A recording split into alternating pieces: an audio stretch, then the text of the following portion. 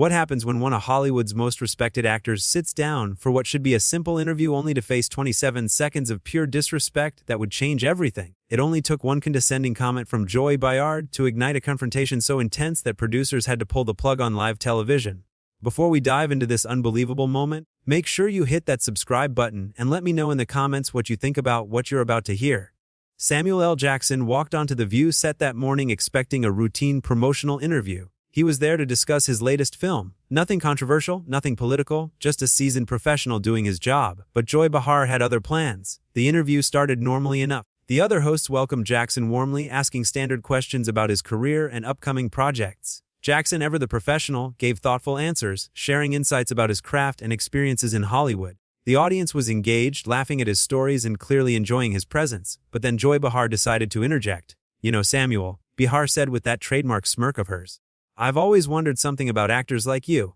Jackson raised an eyebrow, sensing something off in her tone. "What's that, Joy?" "Well, you've made a career out of playing these tough guy roles, these angry characters. Do you ever worry that you're just reinforcing negative stereotypes?" The studio went quiet. The other hosts shifted uncomfortably in their seats. Jackson's expression remained calm, but you could see something flash in his eyes. "Excuse me," Jackson said, his voice steady but with an edge. Behar pressed on, seemingly oblivious to the tension she was creating. "I mean, let's be honest here. You're always playing these intimidating roles. The angry man with a gun. This scary character who yells and curses. Don't you think that sends the wrong message?" Jackson leaned back in his chair, processing what he just heard. "Are you seriously asking me this question right now?" "I'm just saying." Behar continued, her voice taking on that patronizing tone she's famous for. "Maybe you could choose more positive roles, something more uplifting, more inspirational." "More inspirational?" Jackson repeated, his voice rising slightly. "Lady, do you have any idea what you're talking about?" The other host tried to jump in, sensing disaster approaching. "Maybe we should move on to," one of them started to say, but Behar cut her off. "No, I think this is an important conversation. Samuel, you have influence. You have power in Hollywood.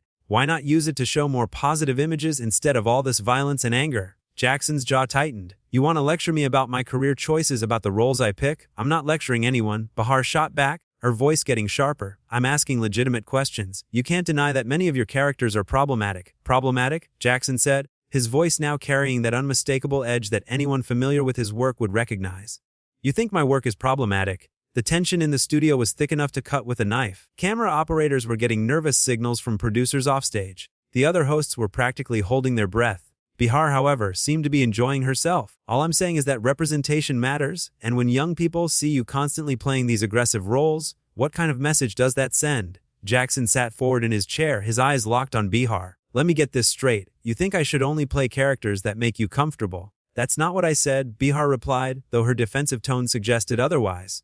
"No, that's exactly what you said." Jackson fired back. "You want me to play nice, safe characters that don't challenge anyone or make anyone think too hard?" "I want you to be more responsible," Behar said, her voice getting louder. "You have a platform. Use it better." The words hung in the air like a challenge. Jackson stared at her for a long moment, and you could practically see him deciding how to respond. "Responsible," he said finally, his voice dangerously quiet. "You want to talk about responsibility?" "Yes," Behar said confidently, clearly not reading the room. "I think actors should think about the impact of their choices." Jackson nodded slowly. "Okay, let's talk about responsibility then." He turned to face her directly, his full attention now focused on the woman who had just questioned his entire career. "You know what's irresponsible, Joy? Sitting here on national television and reducing my 30-year career to some kind of stereotype." Behar opened her mouth to interrupt, but Jackson held up a hand. "No, you had your turn to talk. Now it's mine." The studio was dead silent. Even the audience seemed to sense that something significant was happening. "You want to know about my career? About the choices I make?" Jackson continued, his voice building in intensity. "I've played teachers, fathers, mentors, heroes, complex human beings with depth and nuance. But you reduce all of that to what? Angry black man with a gun." Behar's confident smirk was beginning to fade. "I never said anything about race." "You didn't have to," Jackson replied sharply. "Your implications were clear enough." The other hosts were now actively trying to intervene, sensing that this was spiraling out of control. But both Jackson and Behar seemed determined to have this confrontation. "I think you're being overly sensitive," Behar said, and the moment those words left her mouth, you could see Jackson's expression change completely. The phrase that would trigger the explosion was about to be spoken, setting up the devastating exchange that would make television history. "Overly sensitive," Jackson repeated, his voice dropping to that low, menacing tone that had made him famous in films like Pulp Fiction. "Did you just call me overly sensitive?" The temperature in the studio seemed to drop 10 degrees. Every person on that set knew they were witnessing something unprecedented. I'm just saying that maybe you're reading too much into my comments, Behar replied. But her voice had lost some of its earlier confidence. She was starting to realize she might have pushed too far.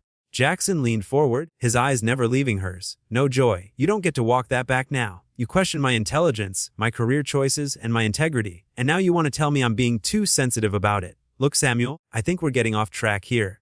One of the other hosts tried to interject, desperate to defuse the situation, but Jackson wasn't having it. No, we're not getting off track. We're finally getting to the point. Joy here thinks she can sit behind this table and lecture me about how I should live my life and conduct my career. Behar's jaw tightened. She clearly didn't like being called out so directly. I have every right to ask questions. That's what we do here. Questions. Jackson laughed, but there was no humor in it. Those weren't questions, Joy. That was you trying to put me in a box, trying to make me into some kind of problem that needs fixing. I never said you were a problem, Behar shot back, her defensive instincts kicking in. You didn't have to say it, Jackson replied. Your whole attitude, your tone, your condescending little smirks. You've been treating me like I'm some kind of charity case from the moment I sat down. The other hosts were frantically trying to signal the producers. This was going way beyond a normal heated discussion. This was personal now. But Behar, in what would prove to be a catastrophic decision, decided to double down. I think you're overreacting, she said, her voice taking on that dismissive tone again. All I did was ask some simple questions about your career. Jackson's eyes widened. Overreacting? Simple questions. He stood up from his chair and the entire studio tensed. Let me tell you something about your simple questions, Joy. When you sit there and suggest that my career is somehow harmful, that's not a simple question. When you imply that I'm irresponsible for the roles I choose, that's not a simple question. Behar remained seated, but her posture had shifted. She was no longer leaning forward aggressively. She was sitting back, suddenly aware that she might be in over her head. You want to know what's really irresponsible? Jackson continued, his voice building to that powerful crescendo that had captivated audiences for decades. It's sitting here with millions of people watching and making assumptions about someone's character based on the movies they've been in. I wasn't making assumptions. Behar protested weakly. Yes, you were? Jackson fired back immediately. You looked at me and saw nothing but the characters I've played. You didn't see the man who's been married to the same woman for over 40 years. You didn't see the man who's put countless young actors under his wing and helped them navigate this industry. You didn't see the man who's donated millions to charity and worked tirelessly for social causes. The studio was dead silent. Even the camera operators had stopped moving. All you saw was what you wanted to see. Jackson continued, his voice now filled with genuine hurt and anger. A stereotype that you could lecture and fix. Behar opened her mouth to respond, but Jackson wasn't finished. And you know what the worst part is? You think you're being progressive. You think you're helping by trying to police my career choices. But what you're really doing is trying to control how I express myself as an artist. That's not true, Behar said. But her voice lacked conviction. Isn't it? Jackson challenged. You want me to play safer roles, more positive characters? Characters that make you comfortable? Characters that don't challenge your preconceptions or make you think too hard about difficult subjects? He began pacing slightly, his hands gesturing as he spoke. Do you have any idea how insulting that is to have someone tell you that your life's work, your artistic expression, is somehow wrong because it doesn't fit their narrow view of what you should be doing? The other hosts had given up trying to intervene.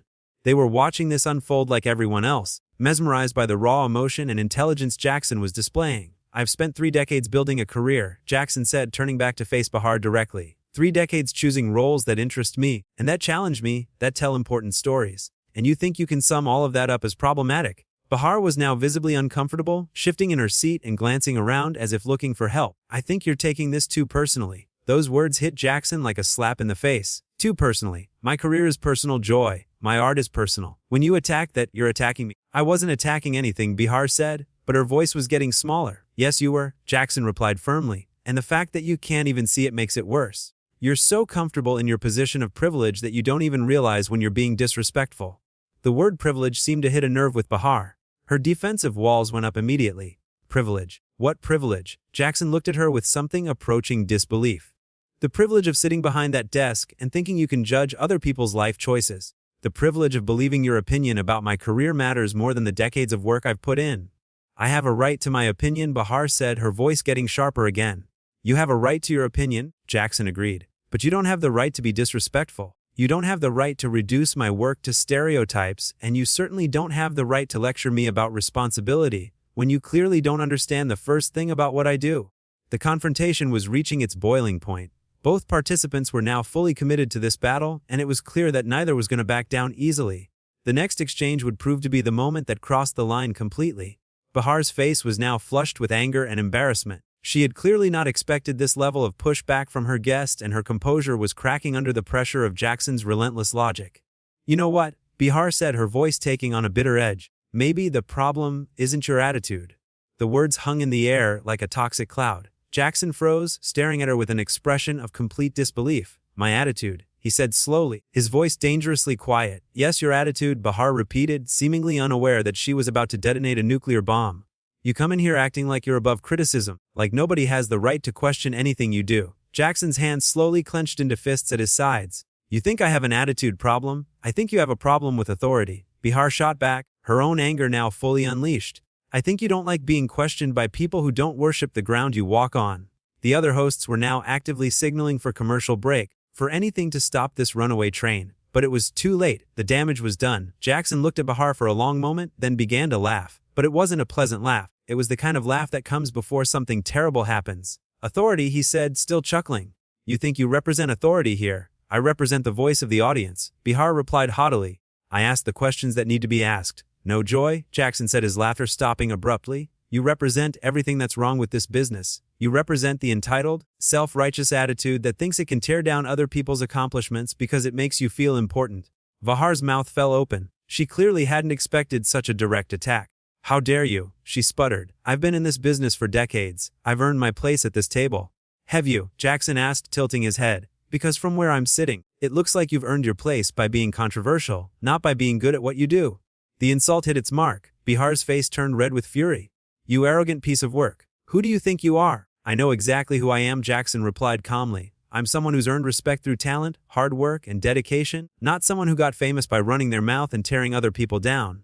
That was the final straw for Behar. She shot up from her chair, pointing an accusatory finger at Jackson. "You think you're so much better than everyone else, don't you?" she yelled. "You think because you're some big movie star, you can come in here and disrespect me on my own show?" Jackson remained perfectly calm in the face of her outburst. "Your show? I thought this was The View, not the Joy Behar Hour." The other hosts winced at the cutting remark. Jackson had just pointed out something that Behar clearly struggled with, her need to dominate every conversation. "This is my workplace," Behar screamed, completely losing her composure now, "and I don't have to sit here and take this abuse from some has-been actor who thinks he's too good for honest questions." The studio gasped, even by Behar's standards, calling Samuel L. Jackson a has-been was incredibly out of line. Jackson's expression didn't change, but his voice dropped to that deadly whisper that sent chills through everyone present.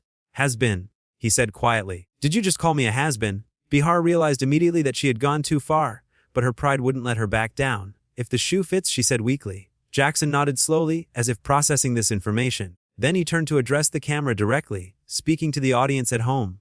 "Ladies and gentlemen," he said in that perfectly controlled voice, "you just witnessed something remarkable. You watched someone reveal their true character on live television." He turned back to Behar, who was now standing behind her chair as if using it as a shield. "You want to call me a has-been? Let's talk about careers, Joy. Let's talk about legacy. I've made over 150 films. I've worked with every major director in Hollywood. I've brought complex, meaningful characters to life for 3 decades. His voice began to rise, building to that powerful crescendo that had made him legendary. "And what have you done? What's your contribution to the world? Sitting behind a desk tearing down people who actually create something, who actually contribute to the culture." Behar tried to interrupt, but Jackson was just getting started. "You want to lecture me about responsibility, about the message I send? What message do you send, Joy? What do you contribute to society besides negativity and division?" The producers were now frantically signaling to cut to commercial. But Jackson wasn't finished. "I came here today to talk about my work, to share something positive with your audience. But instead I got lectured by someone who thinks controversy is the same thing as relevance." He began walking toward the edge of the stage, clearly preparing to leave. "You know what's really sad, Joy? You had a chance to have a real conversation with someone who's lived an interesting life, who's got stories to tell and insights to share, but you were too busy trying to score cheap points to actually listen." Behar, perhaps realizing the magnitude of her mistake, tried one last desperate attempt to salvage the situation. "Samuel, wait," she called out. "Maybe we got off on the wrong foot. Why don't we start over?" Jackson stopped and turned back to her, a look of pure disdain on his face.